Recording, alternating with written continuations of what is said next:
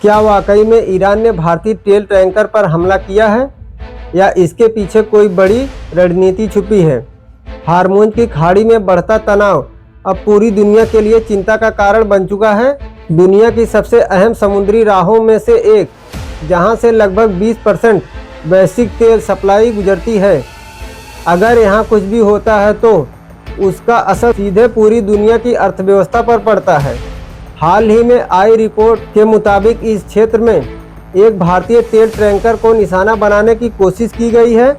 हालांकि अभी तक आधिकारिक तौर पर पूरी पुष्टि नहीं हुई है, लेकिन इस खबर ने भारत समेत कई देशों की चिंता बढ़ा दी है।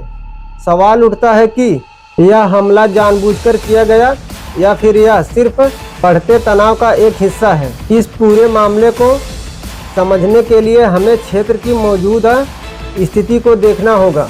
मध्य पूर्व में पहले से ही तनाव का माहौल बना है।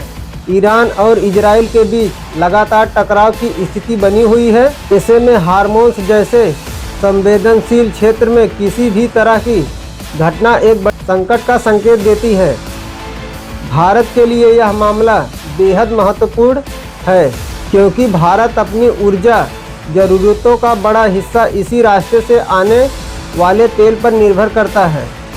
अगर इस रास्ते में कोई बाधा आती है तो इसका सीधा असर भारत की अर्थव्यवस्था और आम लोगों की जिंदगी पर पड़ेगा।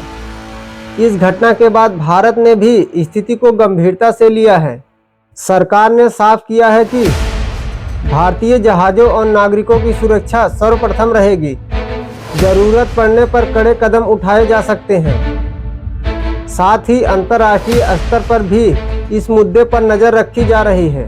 अगर हार्मोज में तनाव और बढ़ता है तो इसके दूरगामी परिणाम हो सकते हैं। तेल की कीमतों में तेजी आ सकती है, जिससे पेट्रोल और डीजल महंगे हो सकते हैं। इससे महंगाई बढ़ेगी और आम लोगों की जेब पर असर पड़ेगा।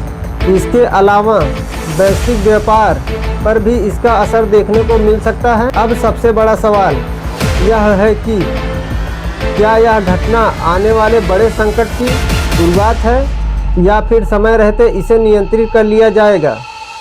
क्या दुनिया के बड़े देश मिलकर इस तनाव को कम कर पाएंगे या फिर यह स्थिति और बिगड़ती जाएगी?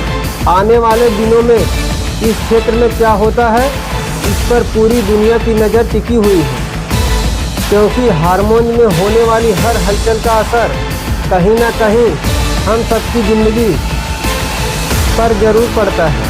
आप इस पूरी घटना को कैसे देखते हैं? क्या यह सिर्फ एक चेतावनी है या फिर एक बड़े खतरे की शुरुआत? अपनी राय जरूर बताएं। धन्यवाद, मिलते हैं अगले वीडियो में।